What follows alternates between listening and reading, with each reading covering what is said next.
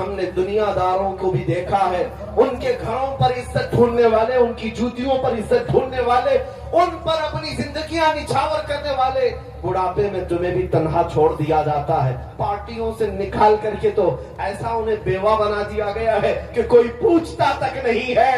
لیکن اے سنی مسلمانوں، میرے آقا صلی اللہ تعالی علیہ وسلم سے محبت کرنے والا یہ بات یقین کے ساتھ یاد رکھے، میرے آقا نے کبھی اپنے غلاموں کو تنہا نہیں چھوڑا، کبھی تنہا نہیں چھوڑا۔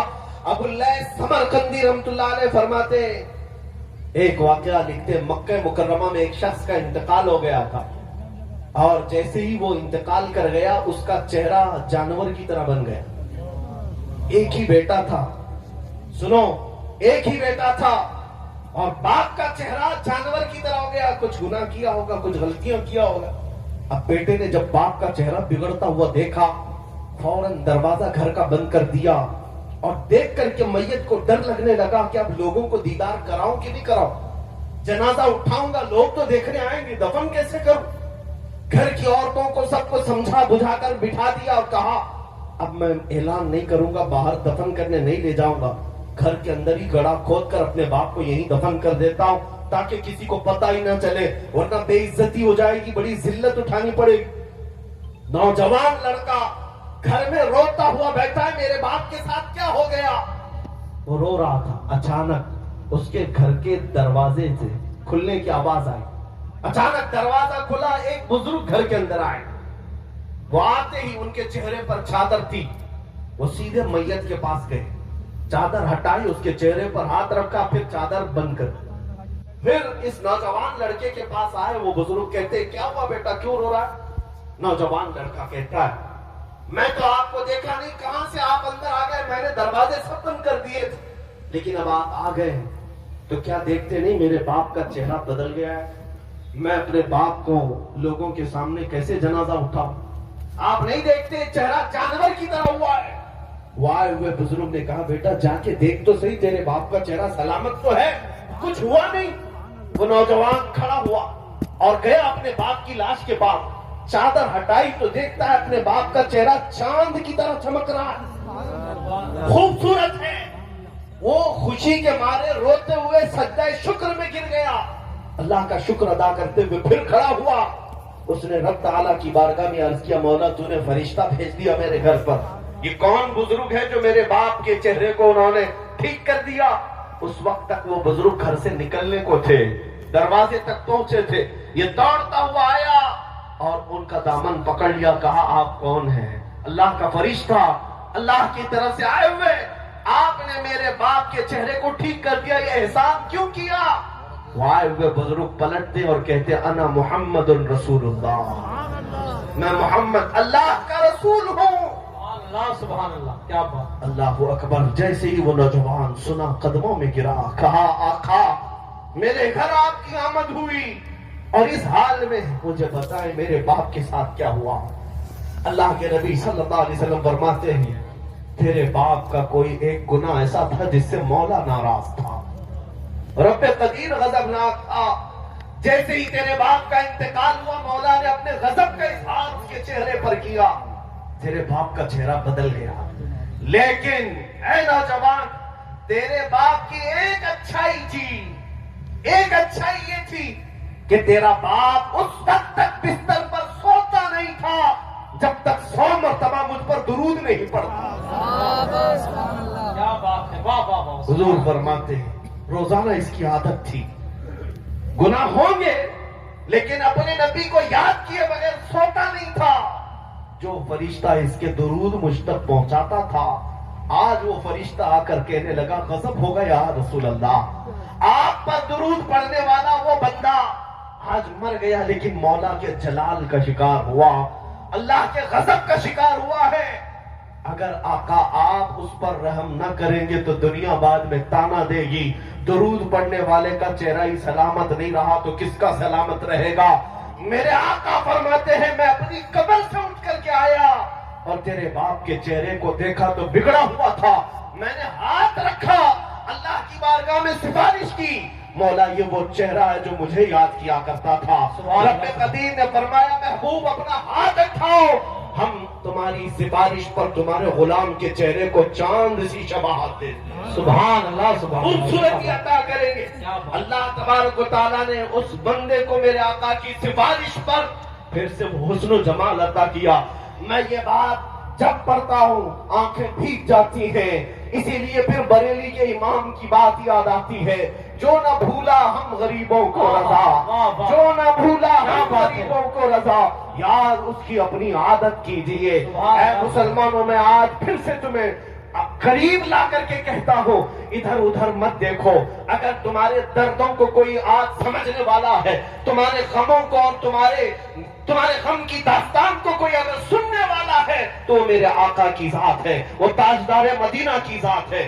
دنیا تمہارے غموں پر ہاتھ نہیں رکھتی, یہ تمہارا مذاق اڑاتی ہے. تم جس کے پاس جا کر کے شکایت کرتے ہو, ہمارا یہ حال ہو گیا, ہمارا وہ حال ہو گیا, ہم نے دیکھا ہے کہ یہ دنیا داروں نے ہمیشہ ہمارا مذاق اڑایا ہے. تمہارے ہاتھ میں 2 چاکلیٹ دے دیں گے, تمہارے ہاتھ میں کوئی چیز تھما کر کے بھیج دیں گے, لیکن تمہارے دردوں کا مداوا کرنے والا کوئی نہیں. اگر کوئی ہے سچی محبت تم سے کرنے والا, وہ آمنہ کا لال ہے, وہ میرے مصطفیٰ کی ذات ہے. اسی لیے میں کہتا ہوں, جو قبر میں جا کر کے بھی میرے آقا ہم گنہگاروں کو یاد کرتے رہے, معراج کے سفر میں پہنچ کر اپنے رب کریم کی بارگاہ میں ہم گنہگاروں کی سفارش کرتے رہے, کیا تمہیں یہ زیب نہیں دیتا کہ آج رسول پاک صلی اللہ علیہ وسلم کے لیے اپنی زندگیاں وقف کر دو, اپنے شب و روز وقف کر دو. جو نہ بھولا ہم غریبوں کو رضا, یاد اس کی اپنی عادت کیجیے. اب میں اپنی گفتگو کو سمیٹتے ہوئے ایک بات ضرور کہوں گا, میں تمہارے جذبات کو بیدار کرنے کے لیے آیا. اگر کسی کے اندر بزدلی ہے, خوف ہے, تو نکالو. اب بقیہ زندگی کی ہر سانس ہم نبی پاک کی محبت کے لیے وقف کریں گے انشاءاللہ. حضور کے لیے جیئیں گے, حضور کے لیے مریں گے. بریلی سے قریب رہتے ہو, بلکہ تمہارا ضلع بریلی ہے, تمہارا ضلع بریلی ہے, اور تمہاری قسمت پر پوری دنیا رشک کرتی ہے. ہم تو بہت دور ہندوستان کے ساؤتھ سے تعلق رکھتے ہیں. ہمارا آبائی وطن کرناٹکا ہے, لیکن مصر میں جائیں, مدینے میں جائیں, لوگ ہم کو بریلی سے پہچانتے ہیں. کیوں؟ اب تمہارا حق زیادہ ہے. بریلی کے رہنے والے, بریلی کے امام کے قریب رہنے والے, اس نصیحت کو یاد رکھو. اس بریلی کے امام نے اپنی محبت تمہارے سینوں میں نہیں ڈالی, پوری زندگی بھر قلم چلایا ہے, تو میرے مصطفیٰ کی محبت تمہارے سینوں میں ہے. نعرہ تکبیر, اسی لیے نعرہ رسالت, عشق محبت, عشق محبت, نبی اعلیٰ حضرت. اسی لیے پوری دنیا آج یہ برملا کہتی ہے, ڈال دی قلب میں عصمت مصطفیٰ سیدی اعلیٰ حضرت پہ لاکھوں صلاح. اس بریلی کے امام کی یہ نصیحت یاد رکھو. کیا نصیحت؟ انہوں نے یہ سبق دیا تھا, دہن میں زبان تمہارے لیے. یا رسول اللہ, دہن میں زبان تمہارے لیے, بدن میں ہے جان تمہارے لیے, ہم آئے یہاں تمہارے لیے, اٹھے بھی وہاں تمہارے لیے. یہ زندگی گزارنے کا طریقہ ہے, یہ زندگی گزارنے کا طریقہ ہے. اور جس دن تم بیدار ہو جاؤ گے, جس دن تم کھڑے ہو گئے, یہ دنیا پھر 100 سال کے لیے سونے پر مجبور ہو ہی جائے گی. آج دیکھ لینا, یہ ہماری قوم بیدار ہوئی ہے انشاءاللہ العزیز. اب یہ بچے خاموش نہیں رہیں گے. جواب دینے کا طریقہ صرف تلوار, چاقو, چھری نہیں ہے. ہم ان چیزوں کا استعمال کرتے نہیں. ہمارے پاس جو طاقت ہے وہ عشق مصطفیٰ کی طاقت ہے. یاد رکھو, ہر دشمن کا مقابلہ گولی, بم, بارود, چاقو, چھری, تلوار سے نہیں ہوتا. بعض دشمن وہ ہیں جو صرف تمہیں جلانا چاہتے ہیں. ان کا ڈیفنس, ان کا مقابلہ کس بات سے کرو گے؟ ایک بار اگر کوئی توہین کرتا ہے, حضور پاک صلی اللہ علیہ وسلم کی ذات پر انگلی اٹھاتا ہے, تو اس کا جواب تو ہم دیں گے ہی دیں گے, لیکن یہ قسم کھا کر کے جائیں گے کہ اب ہر بچے کو عاشق رسول بنا کر رکھیں. سبحان اللہ, سبحان اللہ. اور اپنوں میں تو اپنوں میں, تمہارے خیموں میں بھی آ کر کے ہم مصطفیٰ کے نعرے لگا کر جائیں. کیا بات ہے, یہ بات ہوگی, دیکھیں نا آپ, یہ بات ہوگی. جس دن تم یہ طے کر لو گے, ہر خیمے سے آواز آئے گی, لبیک یا رسول اللہ. سبحان اللہ. آپ نے آج یہ گستاخیاں دیکھ کر, یہ ہو سکتا ہے نروس پن محسوس کیا ہو, تھوڑا بہت تکلیف تو ہوتی ہے, لیکن ایک بات میں بتا کر چاہتا ہوں, یہ جتنے کتے بھونکتے ہیں چند دنوں کی بات, یہاں پر بھی ذلیل ہو کے مرتے ہیں، آخرت میں بھی ذلت ان کا ٹھکانہ ہے۔ لیکن 1400 سال سے کئی گستاخ آئے، حضور کی شان میں توہین کرنے والے کتنوں کو یاد ہے؟ کچھ کے نام یاد ہوں گے، ابو لہب، عتبہ، شیبہ، ابو جہل، لیکن وہ کیا گستاخی کرتے تھے یہ کسی کو پتا ہے؟ بھول گئے ہوں گے لوگ، سب ختم ہو گیا۔ آج بھی جو کر رہے ہیں یہ برساتی کیڑے ہیں، ان کو ایسا لگتا ہے کہ ساری گاڑی یہی چلا رہے ہیں۔ ہمارے یہاں ایک مثل بولی جاتی ہے، بیل گاڑی کے نیچے ایک کتا چلتا ہے اور وہ کتا یہ سمجھتا ہے پوری گاڑی میں چلا رہا ہوں، اور بیل گاڑی جب آگے چلی جاتی ہے تو اسے پتا چلتا ہے کہ اس کو تو کوئی اور بیل چلا رہے تھے۔ ان کتوں کو ابھی تھوڑے دنوں کے بعد پتا چلے گا گاڑی کوئی اور چلا رہا تھا۔ ایک بات آپ کو میں بتا دوں، ان کا بھونکنا بند ہو جائے گا، ختم ہوگا، لیکن اگر کوئی چیز ہمیشہ باقی رہے گی تو کیا ہے؟ رہے گا یوں ہی ان کا چرچا ہے، سبحان اللہ، رہے گا یوں ہی ان کا چرچا رہے گا۔ بڑے خاک ہو جائیں جل جانے والے، تو گھٹائے سے کسی کے نہ گھٹا ہے نہ گھٹے گا، جب بڑھائے تجھے اللہ تعالیٰ تیرا، مٹ گئے مٹتے ہیں مٹ جائیں گے آدھا تیرے، نہ مٹا ہے نہ مٹے گا کبھی چرچا تیرا۔ اے میرے عزیز بچوں، نوجوانوں، بزرگوں، ان کی گستاخیوں کے جواب میں یہ عرض ضرور کروں گا، تمہاری گنتیاں انگلیوں پر بھی نہیں ہو پائے گی، لیکن میرے آقا کی مدح سرائی کرنے والے آسمان کے تاروں سے بھی زیادہ ہیں۔ حضور کی جنہوں نے سچی مدح کی ہے، تعریف کی ہے، ان کو دنیا آج بھی یاد رکھتی ہے۔ ابو جہل کے کلمے تو یاد نہیں، لیکن حسان بن ثابت کے جملے سب کو یاد ہیں۔ وَأَحْسَنُ مِنْكَ لَمْ تَرَ قَطُّ عَيْنِي وَأَجْمَلُ مِنْكَ لَمْ تَلِدِ النِّسَاءُ خُلِقْتَ مُبَرَّأً مِنْ كُلِّ عَيْبٍ كَأَنَّكَ قَدْ خُلِقْتَ كَمَا تَشَاءُ۔